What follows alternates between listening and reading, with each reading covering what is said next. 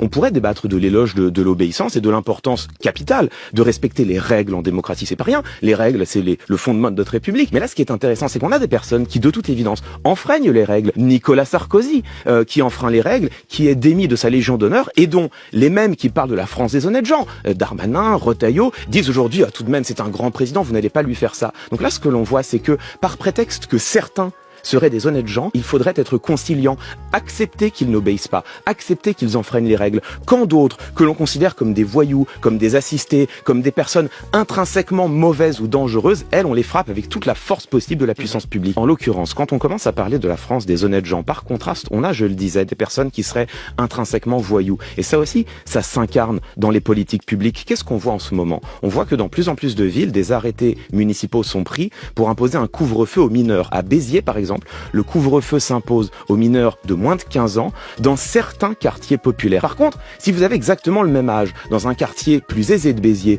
ou dans le 5e arrondissement de Paris, là, aucun problème, personne n'y voit de difficulté. Pourquoi? Parce que dans les quartiers populaires, les gens sont tous des voyous en puissance et qu'à ce titre, il faut les frapper par la puissance publique, alors qu'ailleurs, ce sont des honnêtes gens. Pas besoin de s'en inquiéter. Derrière ce concept, moi, ce que je vois potentiellement, c'est une rupture profonde et qui me paraîtrait dangereuse pour la démocratie, de l'état de droit, de l'égalité des citoyennes et des citoyens devant la loi. Est-ce que ça n'est pas une notion qui marche main dans la main avec celle de bon sens? Mais c'est ça qui est passionnant, c'est que vous avez des concepts qui peuvent avoir des définitions philosophiques extrêmement précises et rigoureuses, mais qui sont totalement vidées de leur sens dans la langue politique. Le bon sens en est un bon exemple. Effectivement, aujourd'hui, quand un politique en appelle au bon sens, c'est généralement une manière de bloquer l'esprit critique des auditeurs et des auditrices, de dire simplement ne réfléchissez pas trop, l'apparence vaut pour jugement définitif. Ce qui vous vient en première intention, c'est ce qui doit rester.